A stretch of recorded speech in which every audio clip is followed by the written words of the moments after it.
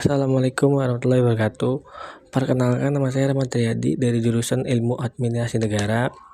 Saya ingin menjelaskan 3 materi mata kuliah karakter keislaman. Yang pertama yaitu makna pernikahan, yang kedua ibadah, yang ketiga kitab sholat. Yang pertama makna pernikahan. Makna pernikahan adalah berasal dari bahasa Arab, yaitu nasaha yankinhu, nikahan, yang mengandung arti himpunan atau berkumpul.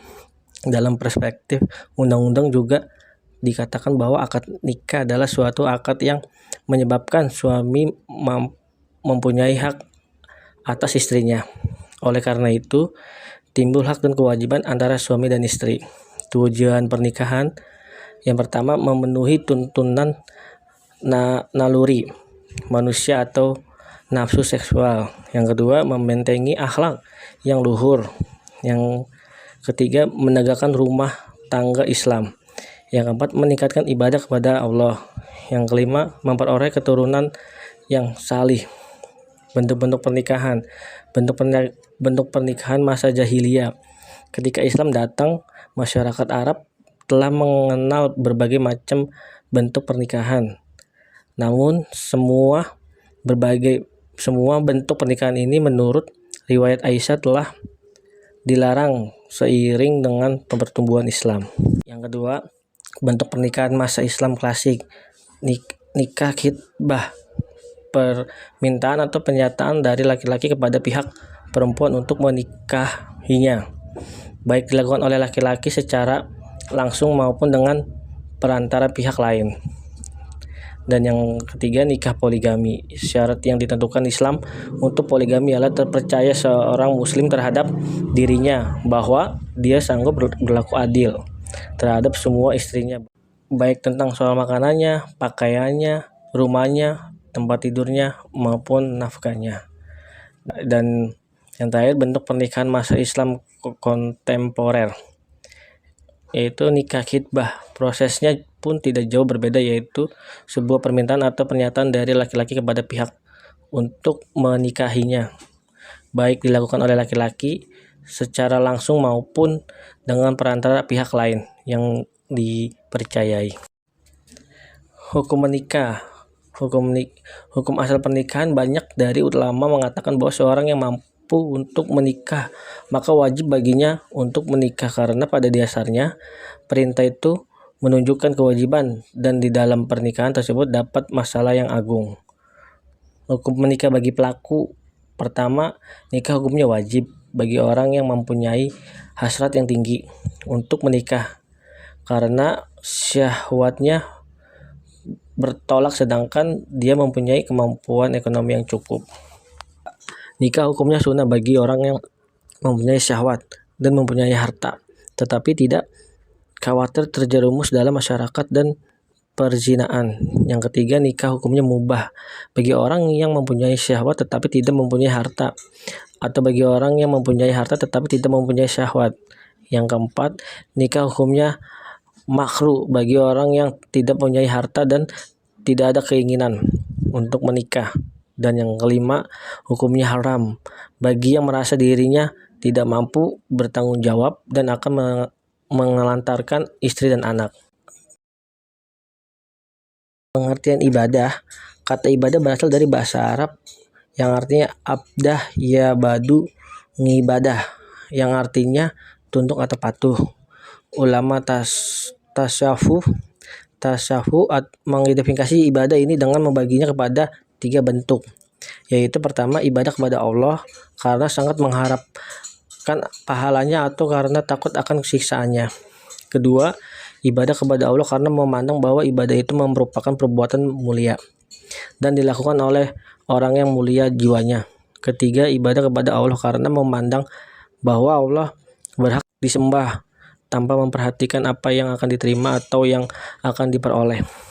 Tujuan ibadah adalah pertama, untuk menghadapkan diri kepada Allah dan mengkonsentrasikan niat dalam setiap keadaan agar mencapai derajat yang lebih tinggi.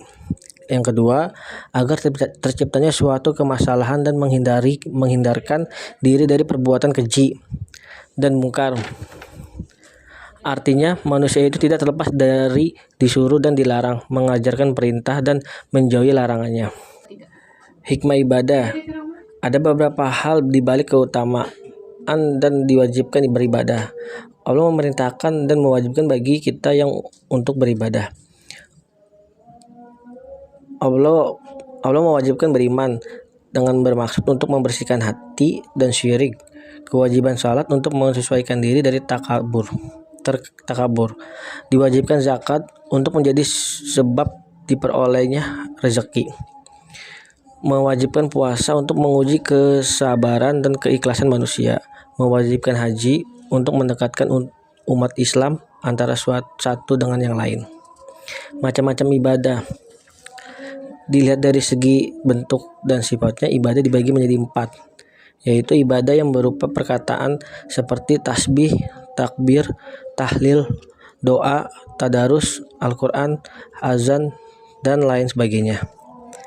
Yang kedua, ibadah yang berupa perbuatan yang tidak ditentukan bentuknya, seperti menolong orang yang tenggelam, jatuh, menyelenggarakan pengurusan jenazah, dan sebagainya. Yang ketiga, ibadah dalam pelaksanaan berupa menahan diri, seperti puasa, iktikaf, atau menahan diri dari jiwa, ihram, wukuf di Arafah. Yang keempat, ibadah yang bersifat menggugurkan hak, seperti membebaskan orang yang berhutang dari hutangnya dan memaafkan kesalahan dan orang yang bersalah. Dan yang terakhir, kitab sholat. Waktu-waktu sholat. Sholat yang diwajibkan ada 5. 1. Zuhur. Awal waktunya adalah ketika matahari tergelincir, sedangkan akhirnya adalah jika bayangan segala sesuatu sama dengan bendanya setelah tergelincir matahari. Yang kedua, asar. Awal waktunya adalah ketika bayangan lebih dari bendanya, sedangkan akhirnya adalah berdasarkan waktu pilihan sampai bayangan benda 2 kali panjangnya. Akan tetapi boleh mengerjakan sampai terbenam matahari. Maghrib, waktunya hanya 1, yaitu ketika matahari terbenam. Kadarnya kira-kira adalah kadar azan, wudu, menutup aurat, iqamat, dan sholat. Isya, awal waktunya adalah apabila mega merah hilang, sedangkan akhirnya berdasarkan waktu terpilih sampai 1/3 pertama malam. Akan tetapi boleh mengerjakan sampai terbit fajar kedua. Subuh, awal waktunya adalah ketika terbit fajar kedua, sedangkan akhirnya sesuai pendapat yang terpilih yaitu sampai hari terang. Akan tetapi boleh mengerjakan sampai matahari terbit. Syarat wajib sholat ada 3, yaitu Islam, balik, berakal. Syarat sebelum mengerjakan sholat ada 5, yaitu sucinya anggota tubuh dari hadas dan najis. Yang kedua, menutup aurat dengan pakaian yang suci. Yang ketiga, berdiri di tempat yang suci. Yang keempat, mengetahui masuknya waktu sholat. Yang kelima, menghadap kiblat. Seseorang boleh mengerjakan sholat dengan tidak menghadap kiblat dalam kedua keadaan, yaitu ketika rasa takut luar biasa dan ketika mengerjakan sholat sunnah dalam perjalanan di atas kendaraan. Rukun sholat ada 18, yaitu niat. Yang pertama, niat. Yang kedua, berdiri jika mampu. Yang ketiga, takbiratul ihram. Yang keempat, membaca Al-Fatihah diawali dengan membaca Bismillahirrahmanirrahim.